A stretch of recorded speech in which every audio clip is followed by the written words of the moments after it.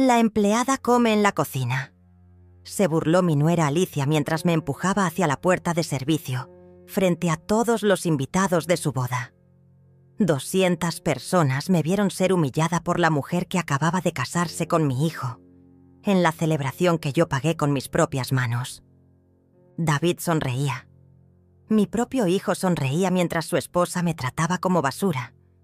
Ahí supe que todo había sido planeado, que cada abrazo, cada «te amo, mamá», cada promesa de cuidarme en mi vejez había sido mentira. Saqué mi teléfono sin temblar, marqué el número de mi abogado y dije en voz alta para que todos escucharan. «Marco, cancela la inversión de $5 millones para la empresa de David, inmediatamente». El rostro de mi hijo se desplomó. La sonrisa de Alicia se borró como si le hubieran dado una bofetada. Todo el salón quedó en silencio mientras yo caminaba hacia la salida con la dignidad que ellos creyeron poder arrebatarme. Pero esa fue solo la primera parte de mi venganza. 3 meses antes, todo parecía perfecto. Era un domingo de abril y el sol entraba por las cortinas de encaje de mi sala. Esas mismas cortinas que Alicia había criticado tantas veces, llamándolas anticuadas. Yo había preparado el almuerzo dominical de siempre: pollo al horno con papas doradas, ensalada fresca y el postre de chocolate que a David le gustaba desde niño. La mesa estaba puesta con mi vajilla de porcelana, esa que heredé de mi madre y que algún día sería de mi nuera. ¡Qué ironía!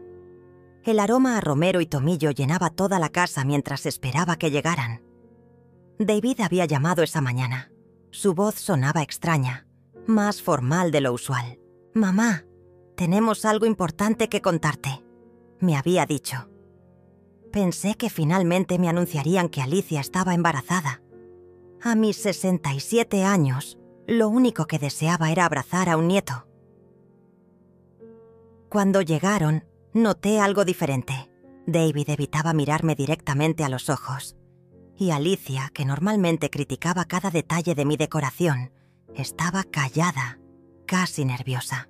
Se sentaron en el sofá de la sala, ese mismo sofá donde abracé a David cuando tuvo pesadillas de niño, donde le enseñé a leer, donde celebramos su graduación. «Mamá», comenzó David, tomando la mano de Alicia, «hemos decidido casarnos el próximo mes». Mi corazón se llenó de alegría. Por fin mi hijo tendría la familia que siempre soñé para él. «Y queremos pedirte algo especial», continuó Alicia con una sonrisa que ahora sé era falsa. «Queremos que inviertas en nuestro nuevo proyecto. David va a abrir su propia empresa de arquitectura y yo voy a desarrollar mi marca personal. Necesitamos 5 millones para empezar fuerte. 5 millones. La cifra flotó en el aire como una promesa de futuro. Yo había trabajado toda mi vida para construir mi fortuna. Desde los 18 años, cuando quedé viuda con un bebé en brazos, luché día y noche para salir adelante. Vendí seguros de puerta en puerta, abrí una pequeña tienda, después otra, hasta construir una cadena de locales que me dio la independencia económica que siempre busqué. Todo lo hice pensando en David, en darle la vida que yo nunca tuve. «Por supuesto, mi amor», le dije sin dudarlo. «Todo lo que tengo es para ustedes». La sonrisa de Alicia se amplió, pero había algo en sus ojos que debí haber notado. Una frialdad que me heló la sangre por un instante. David me abrazó fuerte y por un momento sentí que todo volvía a estar bien, que mi hijo me amaba como yo lo amaba a él. ¡Qué equivocada estaba! Esa tarde, mientras preparaba café y cortaba el postre, los escuché susurrar en la sala. No pude entender las palabras, pero el tono me puso nerviosa. Cuando regresé con la bandeja, ambos se callaron abruptamente y me sonrieron con esa misma sonrisa que ahora reconozco como pura actuación. «Mamá, hay algo más», dijo David. «Queremos que la boda sea pequeña, íntima, solo familia cercana, pequeña e íntima. Esas palabras resonaron en mi cabeza durante días. David siempre había soñado con una boda grande. Desde niño jugaba a casarse en el jardín con invitados imaginarios. Pero ahí estaba, diciéndome que quería algo íntimo. Debí sospechar entonces, pero el amor de madre ciega hasta al más inteligente. «Claro, mi amor», le respondí. «Lo que ustedes quieran». Alicia me sonrió y por primera vez desde que la conocía, me abrazó. Un abrazo frío, calculado, que ahora entiendo era el sello de mi sentencia de muerte social. Los siguientes días fueron extraños. David venía a visitarme más seguido, pero siempre acompañado de Alicia. Nunca solos, como antes. Revisaban documentos conmigo. Me pedían que firmara papeles para agilizar la transferencia del dinero. Yo firmaba todo sin leer, confiando ciegamente en mi hijo. Cada firma era una puñalada que yo misma me daba. Una tarde, mientras organizaba mis joyas para decidir cuáles regalarle a Alicia para la boda, encontré un papel que se había caído detrás del tocador. Era una copia de mi testamento, pero con anotaciones en los márgenes. Reconocí la letra de David. Había marcado con círculos rojos las propiedades más valiosas y había escrito al lado: «Vender inmediatamente». Mi sangre se congeló. Esa noche no pude dormir. Caminé por la casa que había construido con mis propias manos, tocando cada mueble, cada fotografía, cada recuerdo. En la repisa de la chimenea estaba la foto de David, graduándose de arquitecto. Yo lo abrazaba con lágrimas de orgullo en los ojos. Ese día me había prometido que me cuidaría siempre, que nunca me faltaría nada. Las promesas de los hijos son como castillos de arena, hermosas hasta que llega la primera ola. Al día siguiente decidí hacer algo que nunca había hecho: espiar. Me escondí en el jardín cuando David y Alicia llegaron a revisar los últimos detalles de la boda. Dejaron la puerta de la cocina abierta y sus voces llegaban claras hasta donde estaba, agachada detrás de los rosales que planté cuando David era pequeño. «Ya casi terminamos con la vieja», escuché decir a Alicia con una risa que me atravesó el alma. «Una vez que transfiera el dinero y cambie el testamento, podemos empezar a planear cómo deshacernos de ella». David se rió. Mi hijo se rió ante la idea de deshacerse de mí. «Mi madre siempre ha sido demasiado confiada», respondió él. «Nunca lee lo que firma. Ya tiene el poder notarial a mi nombre y ni siquiera se dio cuenta». Mis piernas temblaron. El poder notarial. Recordé haber firmado un documento para facilitar los trámites bancarios. Había sido una trampa. «¿Y si se da cuenta?», preguntó Alicia. «Es una mujer inteligente. Construyó un imperio». «Era inteligente», corrigió David. «Ahora es solo una vieja sentimental que haría cualquier cosa por su hijo. Además, ya empezamos a sembrar la idea de que está perdiendo la memoria. Los vecinos ya empiezan a comentar». El mundo se detuvo. Entendí entonces por qué David había empezado a corregirme cuando contaba anécdotas. Por qué Alicia siempre decía: «¿Estás segura, Yolanda?», cuando yo mencionaba algo. Estaban construyendo la narrativa de mi deterioro mental para justificar lo que venía después. Después de la boda la convencemos de que necesita cuidados especiales. Continuó: «David, hay un lugar perfecto a las afueras de la ciudad. Nadie la conoce allí. Un asilo. Querían encerrarme en un asilo después de robarme todo». «¿Y la nieta?», preguntó Alicia. «Beatriz siempre ha sido muy apegada a su abuela». «Beatriz es menor, de edad», respondió David fríamente. «Yo decido dónde vive y con quién se relaciona. Una vez que la vieja esté fuera del camino, Beatriz entenderá que nosotros somos su familia ahora. Beatriz, mi nieta de 16 años, la única que todavía me abrazaba con amor genuino, la única que aún me llamaba Abuelita, con cariño. Querían alejarla de mí también. Querían borrarme completamente de la vida de todos los que amaba. Me alejé en silencio. Cada paso pesaba como plomo. Llegué a mi habitación y me senté frente al espejo. La mujer que me devolvía la mirada ya no era la misma que había despertado esa mañana. Sus ojos habían endurecido, su mandíbula se había tensado.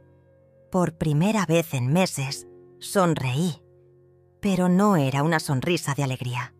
Era la sonrisa de alguien que acababa de declarar la guerra. Esa noche llamé a Marco, mi abogado de toda la vida.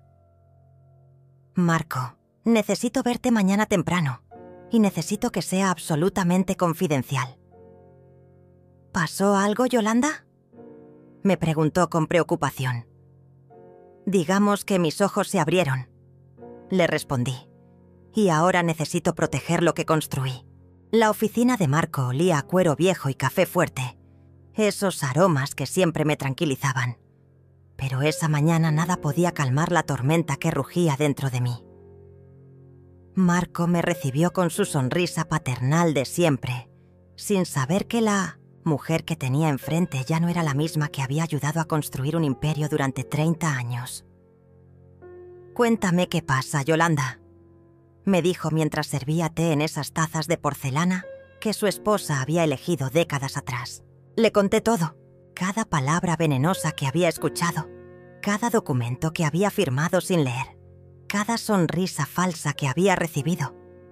Marco escuchó en silencio, sus ojos endureciéndose con cada detalle. «Hijo de puta», murmuró cuando terminé. «Trialanf, 40 años trabajando juntos, nunca lo había escuchado maldecir». «Perdón, Yolanda, pero esto es una traición que no tiene nombre». Se levantó y comenzó a caminar por la oficina, sus pasos marcando el ritmo de mi nueva realidad. «¿Qué? ¿Tan grave es mi situación?», le pregunté, aunque ya conocía la respuesta. «Muy grave», respondió sin rodeos. «El poder notarial que firmaste les da control sobre tus cuentas bancarias. Pueden mover dinero, vender propiedades, incluso internarte si consiguen 2 certificados médicos que declaren tu incapacidad mental». El aire se volvió pesado. Todo estaba perdido. O eso pensé hasta que Marco sonrió con esa sonrisa que solo mostraba cuando tenía un as bajo la manga. «Pero hay algo que no saben», continuó. «Siempre fuiste muy precavida. ¿Recuerdas el fideicomiso que creamos hace 5 años?» Lo recordaba vagamente. «Pusimos allí el 80% de tus bienes más valiosos. Ese dinero solo puede ser movido con tu autorización personal y la mía. El poder notarial no aplica». Por primera vez en días, respiré aliviada. «¿Entonces todavía puedo luchar?» «No solo puedes», me dijo Marco. «Vas a ganar, pero necesitamos pruebas de lo que planean hacer contigo». Ahí fue cuando entendí que la guerra no había terminado. Apenas comenzaba. Regresé a casa con una misión clara: convertirme en espía. De mi propia vida. Durante los siguientes días, actué como la vieja tonta que ellos creían que era. Sonreía cuando David me corregía, asentía cuando Alicia sugería cambios en mi casa, fingía confusión cuando mencionaban fechas o nombres. Pero por dentro, cada neurona estaba alerta, grabando, recordando, planificando. Instalé cámaras de seguridad discretas en la sala y la cocina. Le dije a David que era por mi paranoia de anciana, que me sentía insegura viviendo sola. Él se rió y me dijo que era una excelente idea, que así él podría cuidarme mejor. No sabía que cada palabra que decía quedaría registrada. La primera grabación valiosa llegó 3 días después. David y Alicia habían venido a ultimar detalles de la boda. Yo fingí quedarme dormida en mi sillón mientras ellos hablaban, en la cocina. «La transferencia de los 5 millones ya está autorizada», escuché decir a David. Mañana podemos empezar a mover el dinero a nuestras cuentas. ¿Y ella no sospecha nada?, preguntó Alicia. Por favor, respondió David con desdén. Mira cómo está. La semana pasada me preguntó 3 veces qué día era. Está perdiendo la cabeza más rápido de lo que esperábamos. Se rieron juntos, de mi supuesta demencia. Cada risa era una puñalada que alimentaba mi sed de justicia. Después de la boda, llamamos al doctor Sergio, continuó David. Él ya sabe lo que tiene que escribir en el certificado médico. Demencia senil avanzada, incapacidad para tomar decisiones. Con eso y el certificado del psiquiatra que Alicia conoce, podemos internarla sin que nadie haga preguntas. Sergio, el doctor Sergio, que había sido amigo de la familia durante años, que había atendido a David desde niño, que cenaba en mi mesa cada Navidad. Él también estaba comprado. La traición se extendía como una mancha de aceite, manchando hasta los recuerdos más preciados. Mi madre siempre fue muy orgullosa, dijo David. Cuando se dé cuenta de lo que pasó, será demasiado tarde. Estará encerrada y nosotros tendremos todo. ¿Y si trata de contactar a alguien?, preguntó Alicia. ¿Al abogado, por ejemplo? Marco es viejo, tiene casi 80 años. Además, siempre hizo todo lo que mi madre le pidió. Cuando vea los certificados médicos, entenderá que ya no puede representar a una persona mentalmente incapacitada. Tendrá que entregarme todo. Error. Su primer gran error. Marco no era el abogado complaciente que ellos imaginaban. Era un tiburón con 50 años de experiencia y acababan de meterse en aguas infestadas. Esa noche, mientras revisaba las grabaciones en mi habitación, una idea comenzó a formarse. No bastaba con defenderse. No bastaba con proteger mis bienes. Ellos habían planeado destruir mi vida, separar de mí a mi nieta, borrarme de la existencia como si nunca hubiera importado. Merecían algo más que una simple derrota legal. Merecían que les devolviera cada humillación, cada mentira, cada sonrisa falsa que me habían dado. Pero no sería un acto de venganza ciega. Sería justicia fría, calculada, perfecta. Ellos querían jugar con la mente de una vieja.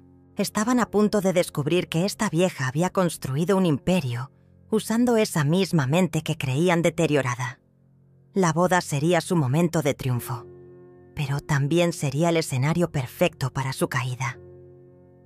Sonreí frente al espejo, y esta vez mi sonrisa era la de un depredador que había encontrado a su presa.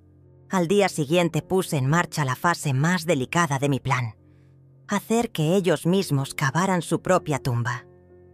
Llamé a David con voz temblorosa, fingiendo estar confundida y asustada. «Hijo, creo que alguien está moviendo dinero de mis cuentas», le dije. «Los números no me cuadran y estoy muy nerviosa».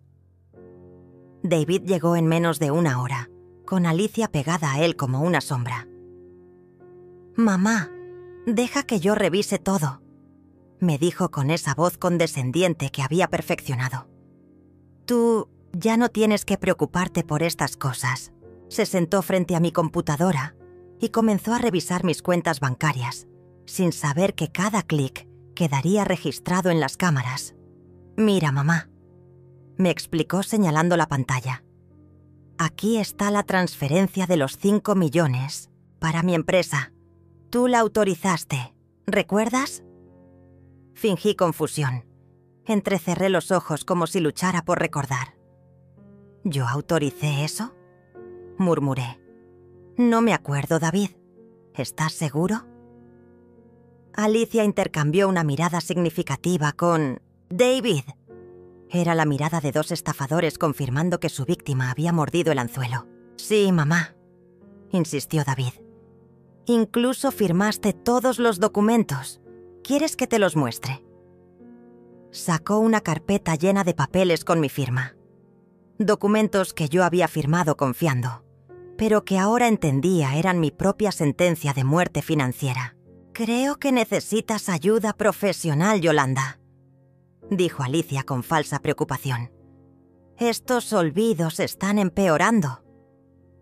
Había llegado el momento que estaban esperando, el momento de sembrar la semilla de mi supuesta demencia para justificar lo que vendría después. «Tal vez tengas razón», susurré con voz quebrada. «Me siento tan confundida últimamente. A veces no sé ni qué día es».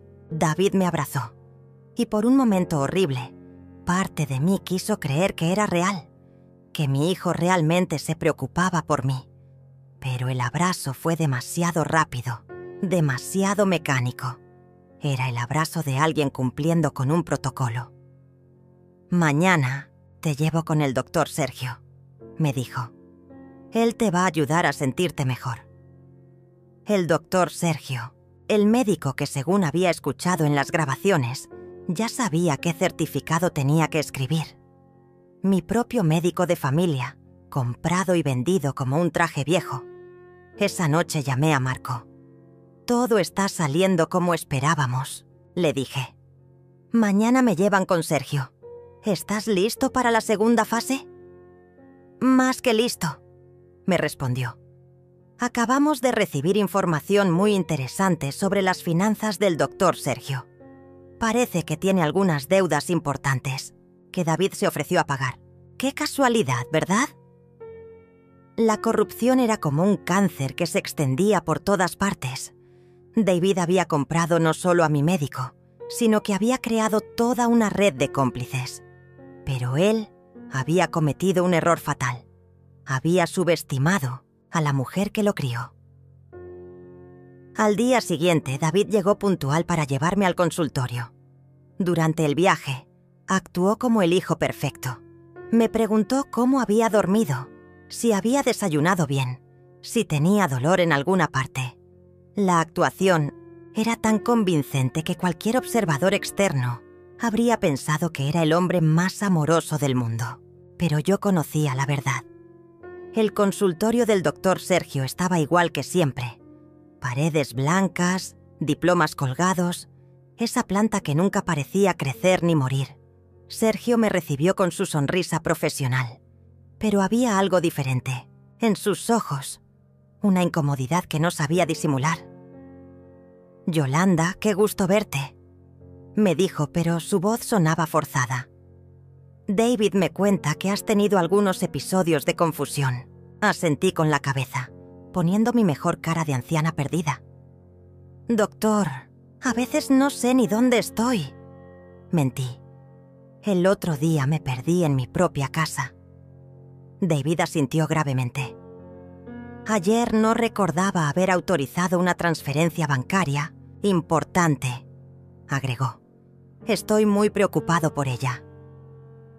Sergio comenzó a hacerme preguntas rutinarias. ¿Qué día era? ¿Quién era el presidente? ¿Qué había desayunado? Respondí algunas correctamente y otras mal, creando el patrón perfecto de deterioro cognitivo que ellos necesitaban. «Me gustaría hacerte algunos estudios más profundos», dijo Sergio después del examen. «Necesito evaluar mejor tu estado mental». Ahí estaba, la trampa cerrándose. «¿Qué tipo de estudios?», pregunté con voz temblorosa. «Nada invasivo», me tranquilizó falsamente. «Solo algunas pruebas psicológicas para determinar tu capacidad de tomar decisiones importantes». David me tomó la mano. «Es por tu bien, mamá», me dijo.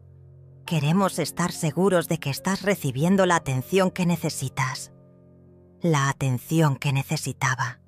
Como si encerrarme en un asilo fuera un acto de amor filial. «Está bien», susurré. «Confío en ustedes». Esas palabras fueron como dagas en mi propia garganta, pero necesarias para completar la actuación. Sergio programó los estudios para la semana siguiente, justo 2 días antes de la boda. El timing era perfecto. Me declararían mentalmente incapacitada y después, en la celebración de su matrimonio, me humillarían públicamente para sellar mi destrucción social. Pero ellos no sabían que cada palabra de esa consulta había sido grabada por el dispositivo que llevaba escondido en mi cartera. No sabían que Marco ya había comenzado a investigar las finanzas de Sergio y había encontrado pagos sospechosos de David. No sabían que la vieja tonta que creían estar manipulando había sido más inteligente que ellos desde el primer día. Cuando salimos del consultorio, David me llevó a la Tours a almorzar a mi restaurante favorito. «Para celebrar que estás cuidando tu salud», me dijo. Comimos en silencio, él probablemente calculando cuánto dinero tendría disponible después de internarme, yo planificando cada detalle de su humillación pública. La guerra había comenzado oficialmente, y ellos ni siquiera sabían que ya habían perdido. Los siguientes días fueron un teatro macabro, donde yo era a la vez actriz y directora. David y Alicia intensificaron sus visitas, siempre bajo el pretexto de cuidar de mí. Pero cada conversación que tenían a mis espaldas era registrada. Cada documento que me hacían firmar era fotografiado. Cada mentira que me decían se convertía en una bala más para mi arsenal. La llamada más reveladora llegó el miércoles por la noche. Estaba fingiendo dormir en mi sillón, cuando David habló por teléfono con alguien, creyendo que no podía escucharlo. «Todo está saliendo perfecto», le decía a la persona del otro lado. «Sergio confirmará la demencia este viernes y el sábado es la boda. Para el domingo, la vieja estará internada y nosotros tendremos control total». «¿Y el dinero del fideicomiso?», preguntó una voz que reconocí como la de Fabián, el contador que había trabajado conmigo durante años. Otro traidor en mi lista. «Marco tendrá que entregárnoslo cuando vea el certificado de incapacidad», respondió David. «No tiene opción legal. Una vez que ella esté declarada mentalmente incompetente, yo soy su tutor legal automático». Mi sangre hirvió. No solo habían planeado robarme y encerrarme, sino que habían reclutado a personas en las que había confiado durante décadas. Fabián conocía todos mis números. Había manejado mis finanzas durante años. Su traición dolía casi tanto como la de David. «¿Y la nieta?», preguntó Fabián. «Beatriz es problema tuyo ahora», respondió David fríamente. «Una vez que su abuela esté fuera del camino, Beatriz entenderá quién manda en esta familia. O se adapta o se va. Se va». Querían echar a mi nieta, a la única persona pura que quedaba en toda esta pesadilla. Beatriz, que venía a visitarme todos los miércoles después del colegio, que me ayudaba a regar las plantas, que aún me llamaba abuelita con amor genuino. Sobre mi cadáver. Esa misma noche, cuando estuve segura de que David se había ido, llamé a Beatriz. «Abuelita, qué sorpresa», me dijo con esa voz alegre que siempre me derretía el corazón. «¿Estás bien? Papá dice que has estado un poco confundida últimamente». «Beatriz, necesito que vengas mañana después del colegio», le dije. «Hay algo muy importante que tengo que contarte». «¿Pasa algo malo?», me preguntó con preocupación. «Digamos que es hora de que sepas la verdad sobre algunas personas», le respondí. Al día siguiente, Beatriz llegó como siempre, con su uniforme del colegio y esa sonrisa que iluminaba toda mi casa. Pero cuando se sentó frente a mí y vio mi expresión seria, su sonrisa se desvaneció. «Abuelita, me estás asustando», me dijo. Le conté todo, cada detalle de la traición de su padre, cada plan que tenían para mí, cada mentira que habían construido.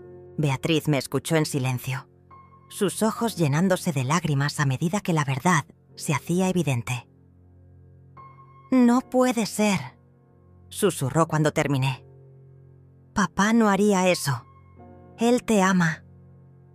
«Escucha esto», le dije, y puse una de las grabaciones donde David hablaba de internarme y deshacerse de ella.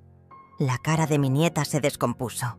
Las lágrimas comenzaron a caer sin control cuando escuchó a su propio padre describir cómo me echarían de mi propia casa. «¿Qué vamos a hacer?», me preguntó con voz quebrada. «Vamos a luchar», le respondí, tomando sus manos entre las mías. «Pero necesito que confíes en mí completamente. Lo que viene después va a ser muy difícil de ver, pero es la única manera de salvar lo que queda de nuestra familia». Le expliqué el plan.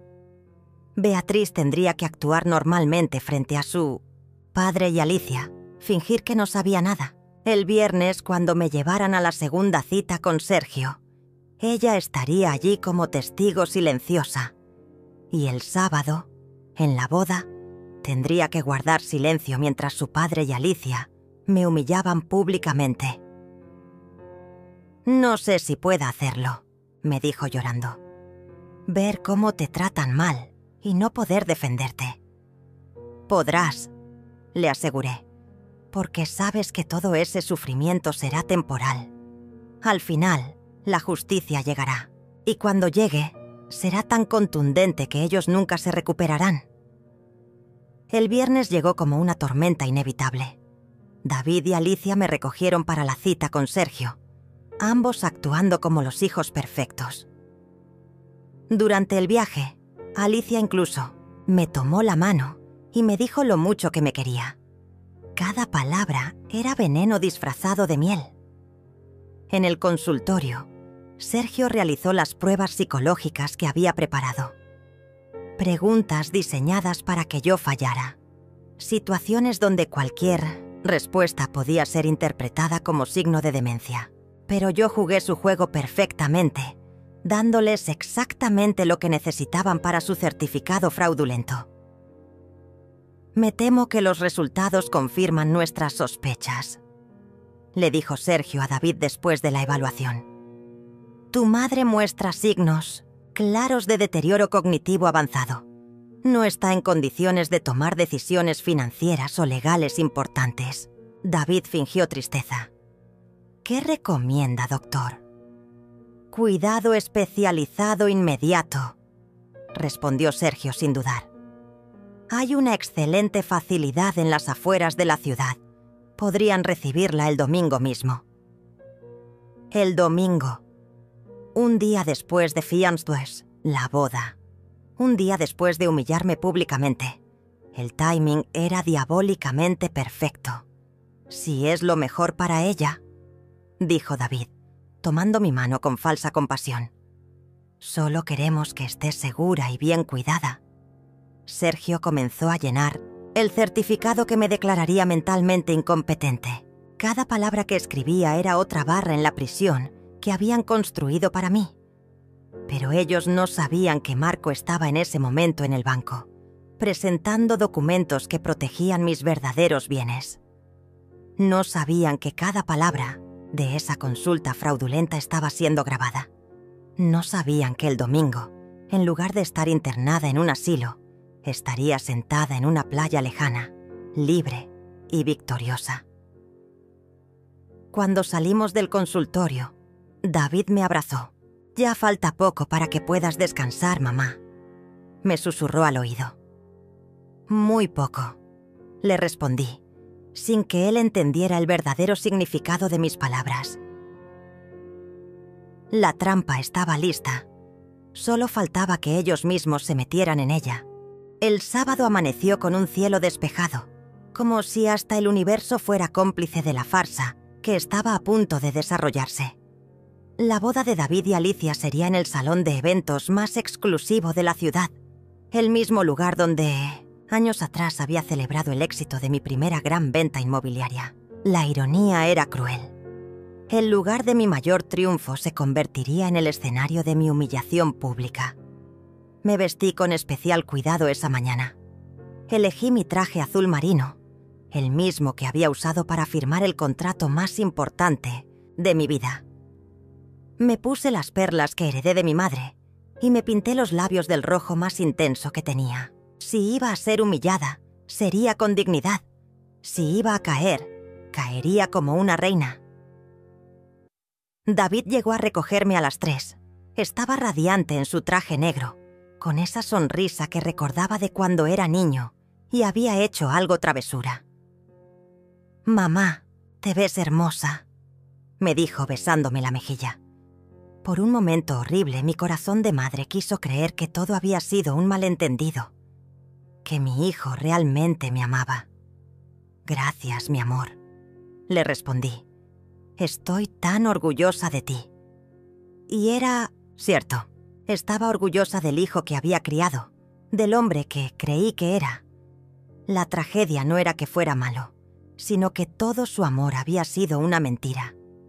En el auto, durante el viaje al salón, David me habló de sus planes para la luna de Mission-Sciences, miel, de lo feliz que era, de lo mucho que esperaba el futuro. Cada palabra era una puñalada porque sabía que detrás de esa felicidad estaba mi destrucción programada. «Mañana empieza una nueva vida», me dijo, «para todos nosotros». Tenía razón. Al día siguiente empezaría una nueva vida, solo que no sería la que él imaginaba. Llegamos al salón e inmediatamente me di cuenta de algo extraño. Los invitados me miraban con una mezcla de lástima y incomodidad. Algunos incluso evitaban mi mirada. Entendí entonces que David y Alicia habían estado sembrando rumores sobre mi estado mental. Los 200 invitados ya sabían que la madre del novio estaba perdiendo la cabeza. «Yolanda, qué gusto verte», me saludó Pedro, un viejo amigo de la familia, pero su abrazo fue distante, cauteloso. «¿Cómo te sientes?», me preguntó con esa voz condescendiente que se usa con los enfermos. «David nos contó que has tenido algunos problemitas de memoria». Problemitas de memoria. Así habían reducido mi supuesta condición, como si fuera una anciana senil que no recordaba dónde había puesto las llaves. «Algunos días mejores que otros», le respondí con voz débil. «Pero hoy es un día especial, el día de la boda de mi hijo». La ceremonia comenzó puntualmente. Yo estaba sentada en primera fila, en el lugar de honor reservado para la madre del novio. Alicia caminó hacia el altar como una diosa griega, perfecta en su vestido blanco que, por supuesto, yo había pagado. David la miraba con adoración genuina, y por un momento doloroso me pregunté si realmente la amaba o si ella también era parte de su actuación. Cuando el sacerdote preguntó si alguien tenía alguna objeción al matrimonio, el silencio fue absoluto. Yo podría haber gritado la verdad en ese momento. Podría haber expuesto toda la mentira frente a 200 testigos, pero me quedé callada. Mi venganza sería mucho más dulce si esperaba el momento perfecto. «Pueden besar a la novia», declaró el sacerdote. El salón estalló en aplausos mientras David y Alicia se besaban. Yo aplaudí también, sonriendo como la madre orgullosa que se suponía que era. Pero detrás de esa sonrisa, mi mente ya estaba ejecutando los pasos finales de mi plan. La recepción comenzó inmediatamente después. Los invitados se dirigieron al salón principal mientras los novios posaban para las fotografías. Yo caminé lentamente hacia las mesas, notando cómo algunos invitados susurraban a mis espaldas. «Pobrecita», escuché decir a alguien. «David debe estar pasando un momento muy difícil». Encontré mi lugar en la mesa principal, justo al lado de los novios. El asiento estaba marcado con una pequeña tarjeta dorada que decía «Yolanda, madre del novio». Sería el último lugar de honor que ocuparía en la vida de David. Después de esa noche, para él yo dejaría de existir. Los meseros comenzaron a servir el primer plato cuando Alicia se acercó a mí. Su vestido rozaba el suelo como las alas de un ángel caído. «Yolanda», me dijo con esa sonrisa falsa que había perfeccionado. «Hay un pequeño cambio en los asientos». Mi corazón se aceleró. Había llegado el momento. «¿Un cambio?», pregunté, fingiendo confusión. «Sí», continuó Alicia. «Es que necesitamos ese lugar para el padrino de David. Él llegó sin avisarnos». Señaló hacia una mesa cerca de la cocina, en la parte trasera del salón. Te preparamos un lugar muy cómodo allá. La mesa que me señalaba estaba claramente marcada como el área de servicio. Era donde se sentaban los empleados del catering durante sus descansos. La humillación no podía ser más evidente. 200 pares de ojos me observaban, esperando mi reacción. «Por supuesto, mi amor», le dije con voz temblorosa. «Lo que tú digas». Me levanté lentamente, tomé mi cartera y caminé hacia la mesa del fondo. Cada paso resonaba en el silencio incómodo del salón. Cada mirada era una daga clavada en mi dignidad. Pero yo sabía algo que ellos no sabían. Sabía que cada segundo de esa humillación estaba siendo grabado por las cámaras de seguridad del salón. Sabía que Marco estaba esperando mi llamada. Sabía que en mi cartera llevaba el teléfono que cambiaría todo. Me senté en la mesa de la cocina, entre los platos sucios y los uniformes de los meseros. Alicia se acercó una vez más, esta vez con una sonrisa triunfante. «Aquí es donde comen las empleadas», me dijo en voz alta para que todos escucharan. «Estoy segura de que te sentirás más cómoda». El salón se llenó de murmullos incómodos. Algunos invitados parecían horrorizados por la crueldad de la escena. Otros simplemente miraban sus platos, demasiado cobardes para intervenir. David observaba desde su mesa, con esa sonrisa que ahora entendía era la sonrisa de un depredador satisfecho. Fue en ese momento, sentada entre la basura de la cocina como una empleada despedida, que saqué mi teléfono. Mis dedos no temblaron cuando marqué el número de Marco. Mi voz fue clara y firme cuando pronuncié las palabras que cambiarían todo. «Marco, cancela inmediatamente la inversión de $5 millones para la empresa de David. Ahora mismo».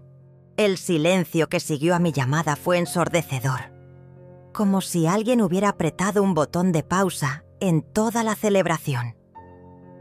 Los cubiertos dejaron de tintinear contra los platos, las conversaciones se cortaron en seco, hasta la música de fondo pareció disminuir su volumen. 200 personas acababan de escuchar cómo la vieja demente cancelaba $5 millones con una claridad mental que contradecía todo lo que les habían contado. David se levantó de su silla, tan bruscamente que derribó su copa de champán. El líquido dorado se derramó sobre el mantel blanco como una mancha de sangre. Su cara había perdido todo color. Sus ojos se habían llenado de un pánico que nunca antes había visto. «Mamá», gritó desde el otro lado del salón. «¿Qué estás haciendo?» «Lo que debí hacer hace meses», le respondí sin levantar la voz. Mi tono era tan calmo que resultaba más aterrador que cualquier grito. «Proteger lo que construí con mis propias manos». Me levanté de la mesa de la cocina y caminé hacia el centro del salón. Cada paso era firme, decidido. La vieja confundida que habían humillado había desaparecido por completo. Alicia corrió hacia mí con su vestido de novia, arrastrándose por el suelo. «Yolanda, por favor», me suplicó. «Estás confundida. No sabes lo que estás diciendo». Pero su voz temblaba. La sonrisa triunfante se había convertido en una máscara de desesperación. «¿Confundida?», repetí con una sonrisa fría. «¿Confundida? Como cuando firmé el poder notarial que me hicieron firmar sin explicarme para qué era. Confundida como cuando el doctor Sergio escribió un certificado de demencia falso. Confundida como cuando planearon internarme mañana en un asilo para quedarse con todo mi dinero». El salón se llenó de murmullos de shock. Los invitados comenzaron a entender que no habían sido testigos de la excentricidad de una anciana, sino del desenmascaramiento de una estafa familiar.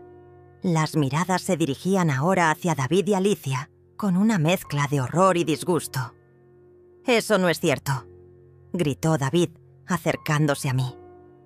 «Mamá, estás teniendo uno de tus episodios.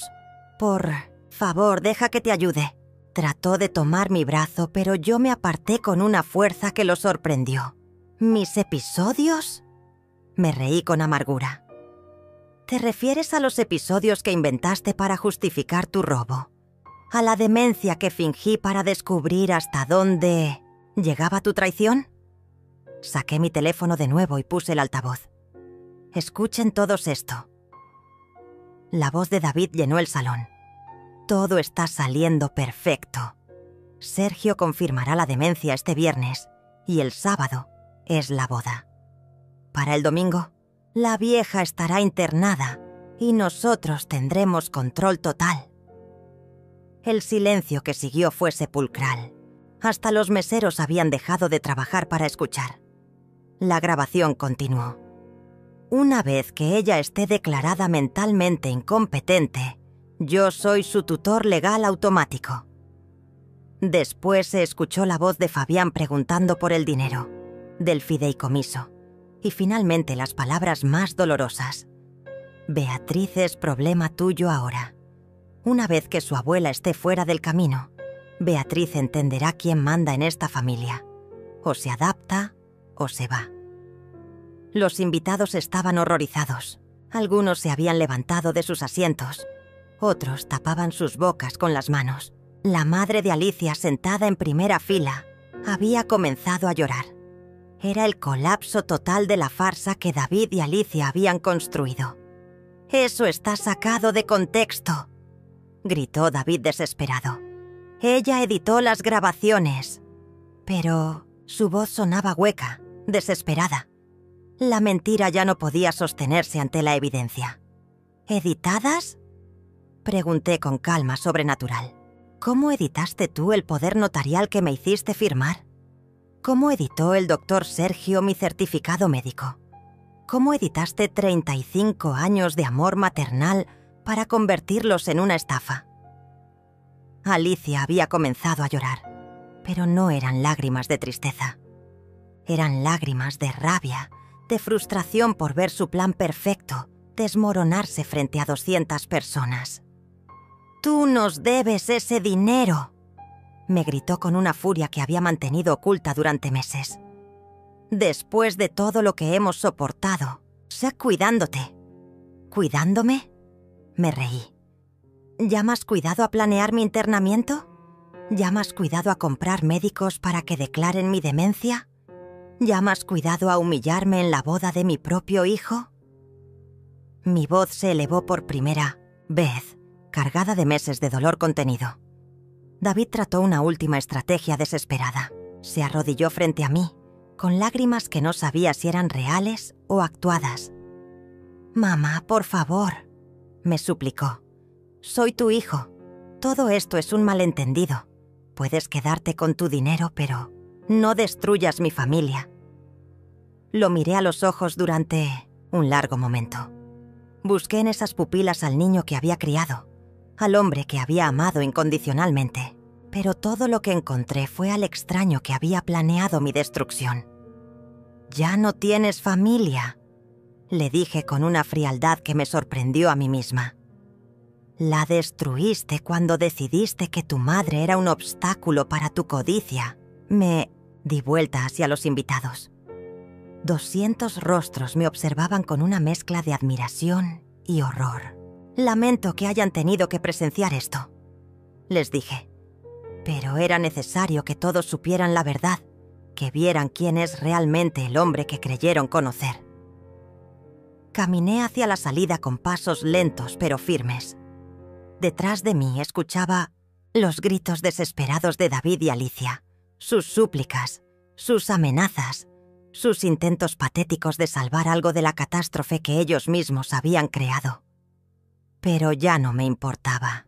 La mujer que había entrado a ese salón como víctima estaba saliendo como vencedora. En la puerta me esperaba Beatriz, con lágrimas en los ojos, pero una sonrisa orgullosa en los labios. «Abuelita», me susurró, «eres la mujer más valiente que conozco». La abracé fuerte, sabiendo que ella era lo único puro que había salvado de toda esta pesadilla. Juntas salimos del salón donde se suponía que sería mi última humillación, pero había resultado ser el escenario de mi mayor triunfo. Los días que siguieron a la boda fueron como vivir en el ojo de un huracán. Mientras afuera se desataba el caos, dentro de mi casa reinaba una calma extraña, casi supernatural. Marco había llegado esa misma noche del sábado con documentos legales que protegían mis bienes y una orden de alejamiento contra David y Alicia. «Todo está blindado», me había dicho con satisfacción. «No pueden tocar ni un centavo». El domingo, el día que se suponía que sería internada en un asilo, lo pasé sentada en mi jardín tomando té y viendo cómo las rosas que había plantado años atrás florecían con una intensidad que no había visto antes. Era como si hasta las plantas celebraran mi libertad. Beatriz estaba conmigo. Había decidido quedarse a mi lado sin que yo se lo pidiera. Su padre le había prohibido verme, pero ella ya tenía 16 años y suficiente carácter para tomar sus propias decisiones. «Abuelita», me dijo mientras podaba los geranios, «¿no te da tristeza? Al final perdiste a tu hijo». Me quedé pensando un largo momento antes de responder. «No perdí a mi hijo», le dije finalmente. «Descubrí que el hijo que creía tener nunca existió. Y eso duele, pero también libera». El lunes comenzó el verdadero espectáculo. David apareció en mi puerta a las 6 de la mañana, gritando y golpeando como un hombre poseído. «¡Mamá, abre! Tenemos que hablar». Su voz estaba rota, desesperada. Ya no era el hombre controlado y calculador que había planeado mi destrucción. Era un niño grande que acababa de descubrir que sus padres no le comprarían el juguete que quería. No abrí la puerta, pero sí activé la grabadora. Cada palabra que gritaba quedaba registrada para la posteridad. «Te lo ruego. Sin ese dinero mi empresa quebrará. Alicia me va a dejar. Todo se está cayendo a pedazos». Era fascinante escuchar cómo su mundo perfecto se desmoronaba en tiempo real. Alicia llegó media hora después y juntos montaron un espectáculo digno de telenovela. Ella lloraba dramáticamente mientras él pateaba mi puerta. «Yolanda, por favor, piensa en tu nieta. Beatriz necesita una familia unida». Era increíble cómo trataban de usar a mi propia nieta como arma emocional, sin saber que ella estaba sentada a mi lado, escuchando todo y moviendo la cabeza con disgusto. Al mediodía llegó la policía. Alguien había llamado reportando disturbios. Cuando los oficiales vieron a David y Alicia gritando frente a mi casa, y yo les mostré la orden de alejamiento, no tuvieron más opción que escoltarlos fuera de mi propiedad. «Señora», me dijo uno de los policías, «si vuelven a molestarla, no dude en llamarnos». Pero ellos no se rindieron. Si no podían llegar a mí directamente, encontrarían otras maneras. El martes aparecieron en mi puerta 2 hombres trajeados, que se presentaron como abogados de David. «Señora Yolanda», me dijeron con voces melosas, «nuestro cliente está dispuesto a llegar a un acuerdo. Él renunciará a cualquier reclamo sobre sus bienes si usted le permite conservar los 5 millones ya transferidos». Me reí en sus caras. «Dígale a su cliente que no hay acuerdo posible, que debió pensar en las consecuencias antes de planear mi destrucción». Los abogados intercambiaron miradas incómodas. Era obvio que David les había contado una versión muy diferente de los eventos. El miércoles fue el turno de la manipulación emocional. Alicia publicó un video en redes sociales donde aparecía llorando, con los ojos hinchados y la voz quebrada. «Mi suegra está enferma», decía entre sollozos falsos. «No está bien mentalmente y está destruyendo a nuestra familia. David solo quería cuidarla, y ahora ella lo está castigando por amarla». El video se volvió viral en horas. Los comentarios se dividían entre los que creían la actuación de Alicia y los que recordaban la humillación pública de la boda. Beatriz me enseñó el video con indignación. Abuelita, ¿vas a responder? No hace falta, le dije con calma. La verdad siempre sale a la luz. Y tenía razón. Al día siguiente, alguien filtró el audio completo de las grabaciones donde David y Alicia planeaban mi internamiento. El mismo público que había simpatizado con el video de Alicia ahora la atacaba ferozmente. Los comentarios eran devastadores. ¡Qué hijos más desgraciados! Esa vieja es una guerrera. Ojalá tuviera la valentía de esta señora. El jueves llegó el golpe de gracia. Marco había estado investigando las finanzas de David y descubrió algo hermoso. La empresa que había montado con mi dinero estaba completamente endeudada. Sin los 5 millones del fideicomiso, no podía pagar a sus empleados, sus préstamos bancarios o los contratos que ya había firmado. La quiebra era inevitable. Irónicamente, me explicó Marco con una sonrisa diabólica. Si hubiera sido honesto contigo desde el principio, si te hubiera pedido el dinero sin engaños, probablemente se lo habrías dado y su empresa habría prosperado. Su codicia fue su perdición. El viernes, David hizo su último intento desesperado. Llegó a mi casa con Beatriz como escudo humano, sabiendo que era la única persona que podía hacerme abrir la puerta. ¡Abuelita!, me gritó mi nieta desde afuera, pero su voz sonaba forzada. «Papá quiere hablar contigo». Abrí la puerta y encontré a David sujetando firmemente el brazo de Beatriz. Tenía ojeras profundas, barba de varios días y la ropa arrugada. El hombre exitoso y arrogante había desaparecido, reemplazado por un fantasma de desesperación. «Mamá», me dijo con voz quebrada, «soy tu hijo. ¿Cómo puedes destruir a tu propia sangre? Yo no te destruí». Le respondí con una frialdad que me sorprendió. Te autodestruiste cuando decidiste que tu madre era un obstáculo para tu codicia. Beatriz me miró con ojos suplicantes, pero no de apoyo a su padre. Me suplicaba que no cediera, que no permitiera que la manipularan otra vez. «Suelta a mi nieta», le ordené, «y no vuelvas por aquí. Ya no tienes nada que decirme». David me miró durante un largo momento, buscando algún rastro de la madre que había conocido. Pero esa mujer había muerto el día que descubrí su traición. Soltó el brazo de Beatriz y se alejó caminando lentamente, como un hombre derrotado que finalmente había entendido que la guerra había terminado. Mientras se alejaba, no pude evitar sentir una punzada de dolor maternal. Después de todo, había sido mi bebé una vez. Pero ese bebé había crecido hasta convertirse en un hombre que quiso destruir a la mujer que le dio la vida. El silencio que siguió a su partida fue el más hermoso que había escuchado en meses. 6 meses después, mi nueva vida había tomado una forma que jamás habría imaginado. La casa junto al mar que compré en un pequeño pueblo costero era todo lo que necesitaba.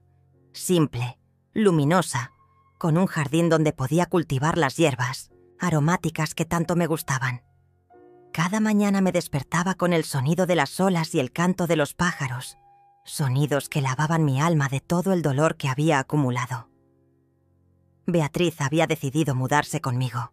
Terminó su último año de bachillerato en la escuela local y ahora estudiaba administración por las tardes mientras ayudaba en la pequeña cafetería que abrí en el centro del pueblo. «Abuelita», me decía mientras acomodaba las mesas cada mañana, «nunca pensé que sería tan feliz viviendo en un lugar tan pequeño». Yo tampoco lo había pensado. Después de décadas construyendo un imperio empresarial, descubrí que la verdadera riqueza estaba en la paz. En poder tomar mi café matutino sin miedo a ser traicionada.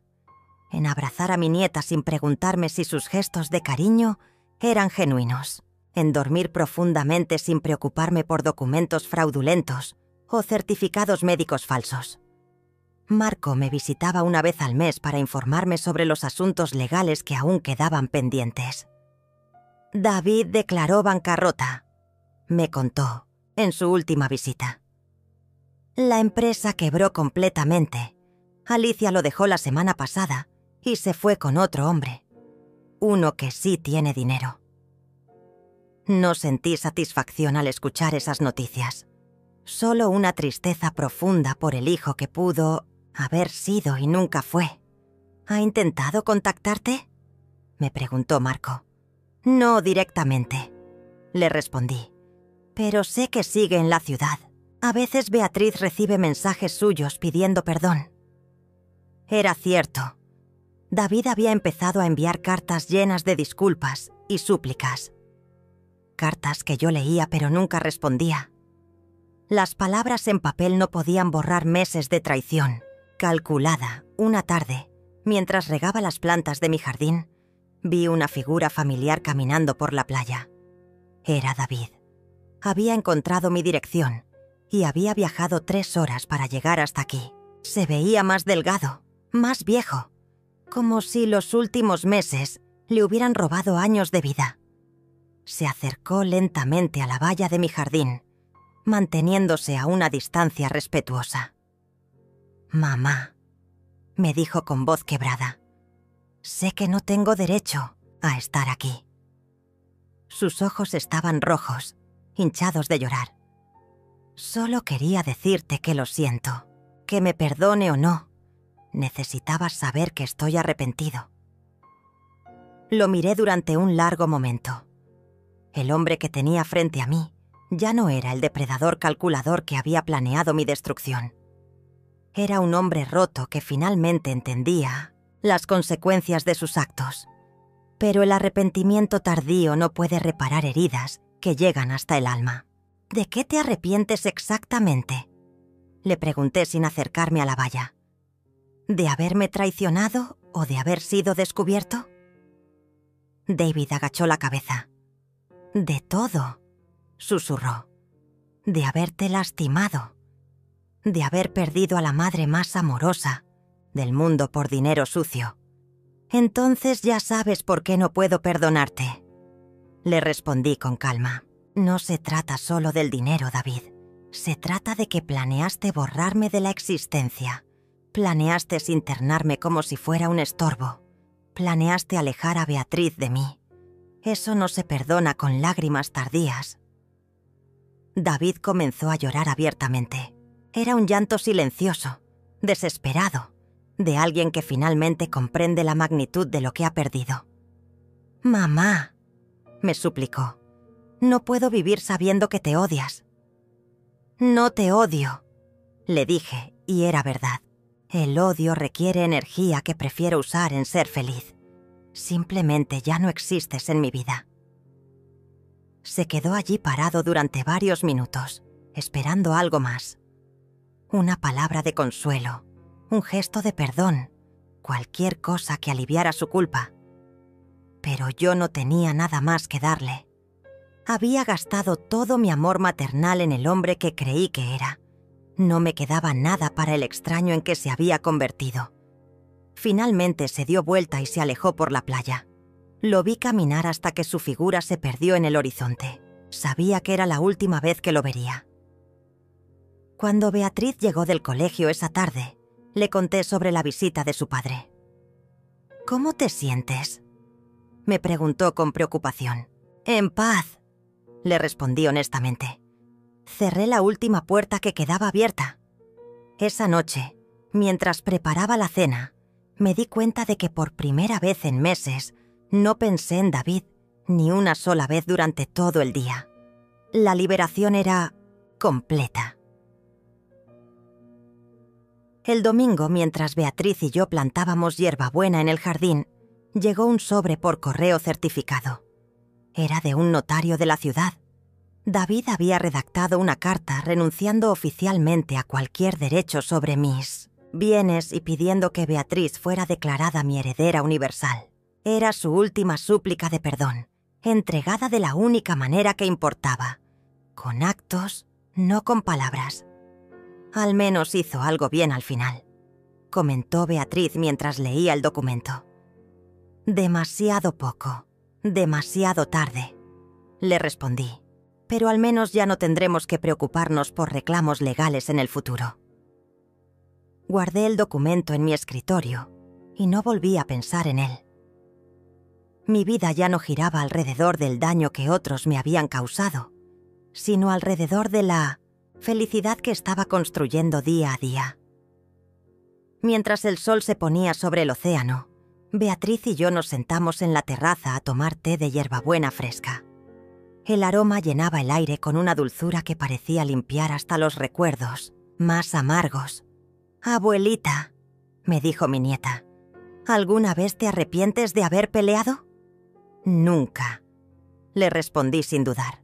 Luché por mi dignidad cuando todos pensaron que era demasiado vieja y tonta para defenderme.